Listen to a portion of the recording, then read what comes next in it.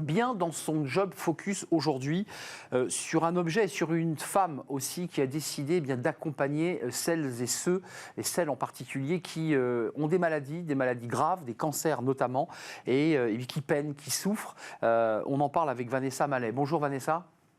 Bonjour. Alors j'ai un peu teasé votre objet, on va le découvrir tout à l'heure à l'antenne. Fondatrice de Mon Carré Doux, d'abord un petit mot sur la naissance de ce projet qui consiste, pour le pitcher simplement, à accompagner des femmes qui peuvent être en chimiothérapie et qui traversent des souffrances incroyables physiques dans leur corps.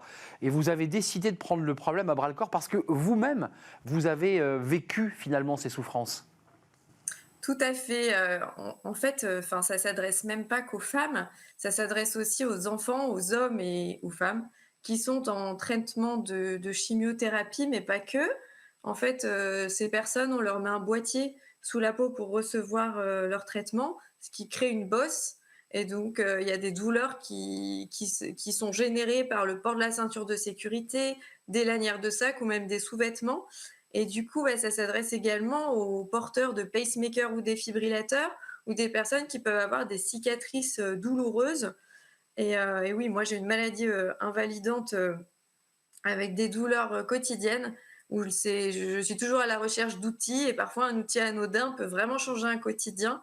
Et je ne peux pas dire que je l'ai créé, c'est une co-création avec les patients que j'accompagnais parce qu'il y avait une réelle problématique, un réel besoin dont on n'avait pas de solution jusqu'à là. On a vu, alors Mon Carré Doux, c'est un joli titre pour une entreprise, puis on a vu l'objet, on a vu plusieurs objets, on a vu un homme qui portait sur sa lanière de sac à dos ce petit rectangle, puis on a vu ce coussin, par exemple, le coussin qu'on a vu il y a quelques secondes. Alors lui, il est destiné à quoi et il protège de quoi? Et ben en fait, ce coussin, il va s'accrocher du coup à ces différents supports, donc tout ce qui est ce que je viens de dire, les lanières de sac, la ceinture de sécurité et des sous-vêtements.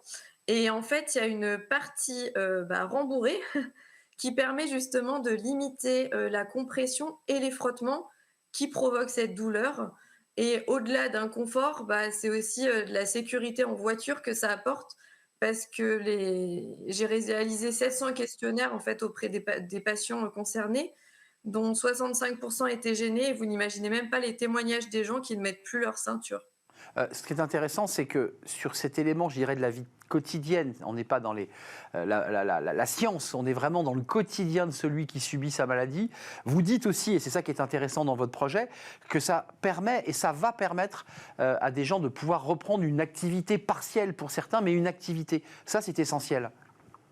Ah mais complètement, c'est totalement l'objectif parce que en fait, la douleur au quotidien, ça a une charge mentale, incroyable et cet objet, il peut permettre de reprendre des activités sportives, des activités, je sais pas, je donne un exemple, un commercial, qui est toute la journée en voiture et qui a cette douleur, intempestive, et ben, il va pouvoir au moins, avoir un quotidien adouci et travailler, de manière, confortable, dans son quotidien, quoi. Vanessa, Enfin, je l'ai précisé, vous l'avez vous-même dit, vous êtes victime d'une maladie invalidante, vous étiez infirmière auparavant, aujourd'hui vous êtes entrepreneuse, moi je m'adresse à une entrepreneuse.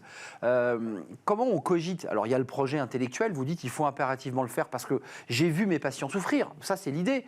Puis après il faut concevoir le tissu, il faut trouver la bonne ouate, il faut trouver la couturière qui va bien. Comment on fait là? Comment vous avez fait? Et là, je me suis dit, en fait, j'ai pris plutôt les difficultés de la vie comme une opportunité parce que c'est les patients qui m'ont poussée justement, parce que j'avais des idées de création et en fait, comme j'ai eu cet handicap qui s'est aggravé, j'ai acheté une machine à coudre et j'ai pris des cours, en fait, pour, essayer de faire les prototypes que j'avais en tête et là, pendant des mois, je les ai envoyés aux patients qui me faisaient leur retour et c'est comme ça qu'est né le projet et puis après, c'est des recherches de bons matériaux parce que je veux des matériaux éco-responsables, donc des tissus recyclés, de la ouate recyclée. J'ai commencé avec, des, récupérations de peluches destinées à être jetées, des oreillers pour récupérer cette ouate, parce qu'il faut que ce soit un coussin, en termes d'hygiène qui soit lavable donc c'était, par exemple, j'avais essayé la laine, mais c'était pas possible.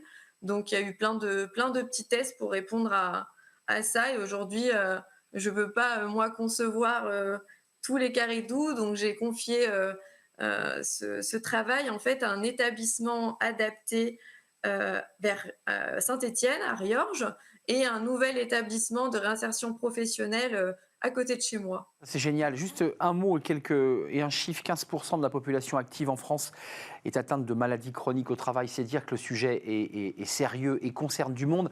Et juste avant de nous quitter, parce que je voulais qu'on ait un échange positif, parce que malgré la souffrance, vous essayez justement de l'atténuer, mais quand même, racontez-nous en quelques mots l'échange hallucinant que vous avez eu avec la médecine du travail. J'ai été convoquée, oui, par la médecine du travail et en fait, je venais d'avoir cette opération et actuellement, je peux plus porter d'habits au contact de mon dos, il faut que je les découpe et je peux plus m'asseoir et en fait, la médecine du travail m'a posé la question: «Est-ce que vous avez réfléchi à votre licenciement et votre, invalidité catégorie 2?» Et moi, je me suis sentie, bah, complètement bête et en sortant, je me suis dit: «Mais mince, comment une personne peut juger d'une invalidité, d'une soi-disant incapacité à cause d'un handicap, alors que moi je suis complètement animée par mon travail? Pourquoi ils m'ont pas demandé quelles adaptations seraient nécessaires pour poursuivre votre travail à l'heure actuelle?» C'est Enfin, nuit, je quoi. C'est jour, c'est nuit. Mais il n'y a pas d'étape intermédiaire. Il y a pas d'intermédiaire. Bah, là, c'est ce qui s'est passé en fait et Quittez je pense que votre. c'est un sujet, très important et il faut sensibiliser les gens et c'est enfin voilà, il y a Arthur Sadoun qui a pris la parole sur la maladie, les tabous se lèvent, mais il y a les choses évoluent, mais il y a encore beaucoup de choses à faire et je pense que, on peut continuer, à travailler avec un handicap en adaptant juste son environnement, c'est tout. Vous avez retrouvé, avant de nous quitter, parce que on comprend bien que vous avez, malgré cet échange incroyable avec la médecine du travail, quitté votre emploi et aujourd'hui vous vous sentez quoi, épanoui dans cette mission d'entrepreneuse? Je me sens épanouie et en même temps, je me sens, portée d'une mission en fait, pour le handicap, montrer que tout est possible et qu'en fait ça il y a pas de moule qui existe, on doit pas rentrer dans des cases, on et j'ai un enfin voilà, je sais j'ai ce sentiment d'injustice parfois et je me sens menée d'une bataille, l'entrepreneuriat, c'est un voilà, je suis épanouie dedans et maintenant à chaque réunion, je prends ma place en disant que je ne peux pas m'asseoir et c'est comme ça et voilà. Et vous avez trouvé votre place et votre épanouissement en accompagnant les autres. Mon Carré Doux, allez sur le site de Vanessa, essayez de la contacter parce que c'est un outil essentiel à l'accompagnement des malades. Ça paraît anodin, mais c'est vital. Merci Vanessa d'être venue nous parler à cœur ouvert de votre entreprise, parce qu'il s'agit bien d'une entreprise. Merci et à très très bientôt. Merci à vous. On tourne une page, c'est le livre de Smart Job. On va parler aux thunes citoyennes, on va parler des femmes. Et justement, on en parle avec l'une des autrices.